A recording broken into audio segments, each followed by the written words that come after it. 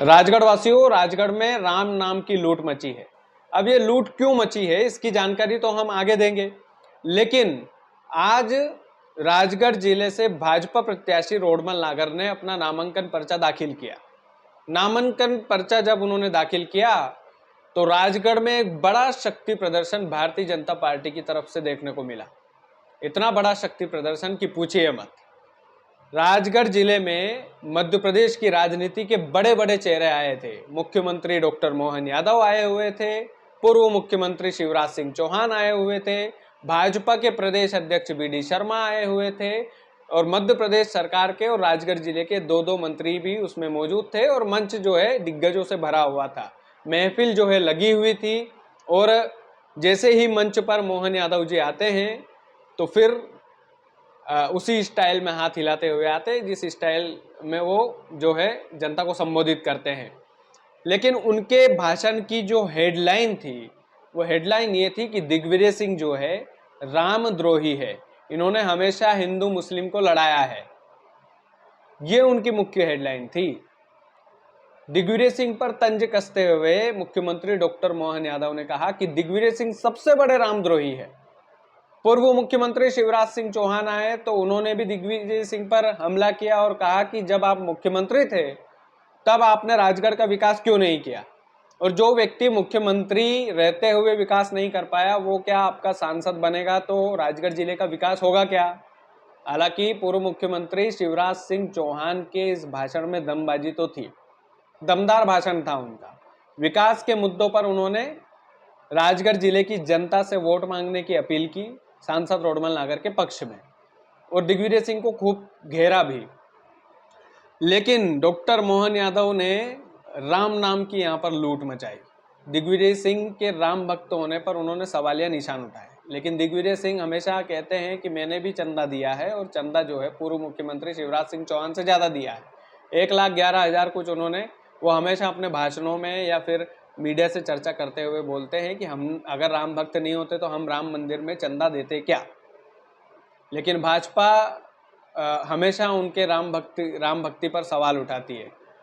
और सबसे बड़ी सच्चाई ये है कि दिग्विजय सिंह राघवगढ़ से आते हैं, राघव जी की नगरी से, और वे बोलते हैं कि हमारे किले में आकर देखिए कि हमारे किले में कितने मंदिर है।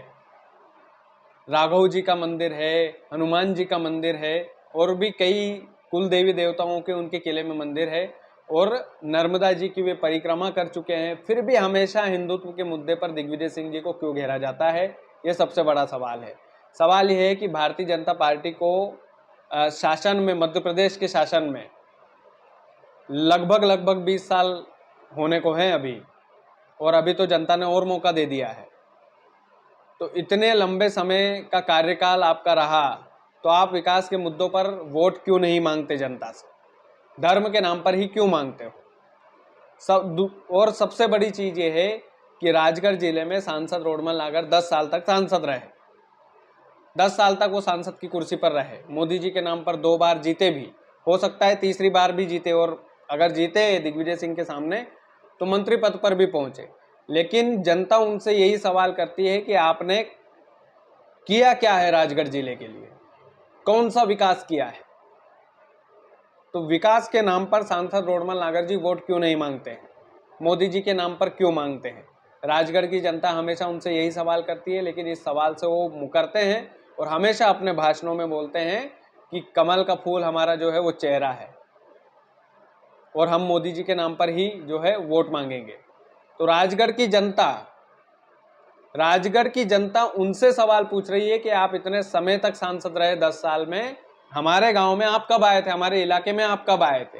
जनता जनार्दन में दिग्विजय सिंह के जो पुत्र हैं उन्होंने भी उन पर आरोप लगाया कि जनता जनार्दन आपसे सवाल पूछ रही है कि आप लापता क्यों थे, आप जनता के सुख दुख में काम क्यों नहीं आए। दिग्विजय सिंह के सुपुत्र ने भी उन पर आरोप लगाया, जयवर्धन सिंह ने।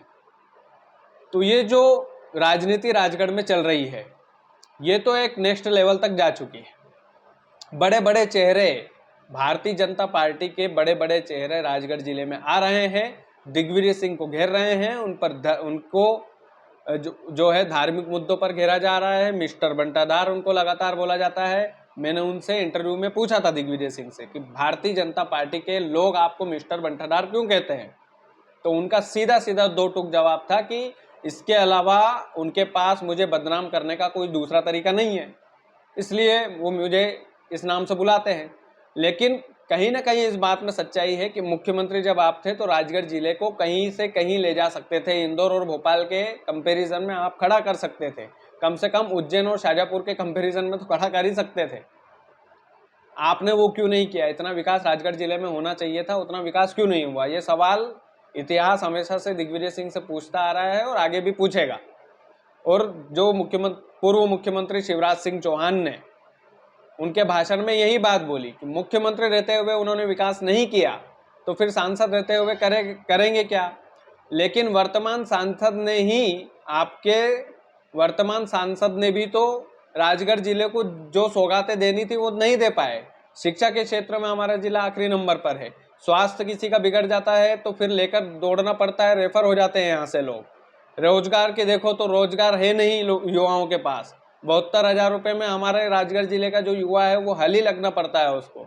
तो कम से कम ये जो राम नाम की राजनीति हो रही है, ये विकास की राजनीति अगर होगी, विकास के नाम पर अगर कोई नेता वोट मांगने आएगा तो मेरे ख्याल से राजगढ़ जिले के लिए, राजगढ़ जिले के लोगों को भी कम से कम ये सोचना चाहिए कि धर्म के मुद्दे पर, ठीक है, धर्म के मुद्दे पर कुछ लोग सवालिया निशान उठाते हैं, लेकिन धर्म के नाम पर नहीं, विकास के नाम पर लोगों को वोट देना चाहिए।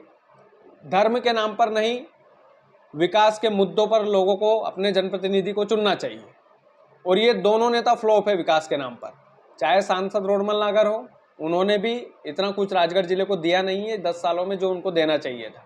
चाहे वो दिग्विजय सिंह हो, वो भी मुख्यमंत्री रहते हुए राजगढ़ जिले को गर्त में ही धकेल कर गए हैं। उनके अनुज रहे हैं जो लक्ष्मण सिंह जी, उन्होंने तो काफी लंबे समय तक वो राजगढ़ जिले के सांसद रहे, फिर भी हमारा राजगढ़ जिला इतना पीछे है। तो ये दोनों नेता भैया यूं मान लो कि आपको रिझाएंगे, आपको मनाएंगे, सारी चीजें होंगी, लेकिन सोच समझकर अपना जनप्रतिनिधि चुनना जो भी हो। लेकिन आज राजगढ़ जिले की जो धरती है वो भाजपा में ही थी। सांसद रोडमल नागर ने अपना पर्चा दाखिल किया और साथ ही में लोगों से भी अपील की कि भैया तीसरी बार और मुझे मोदी जी के नाम पर जिता दो।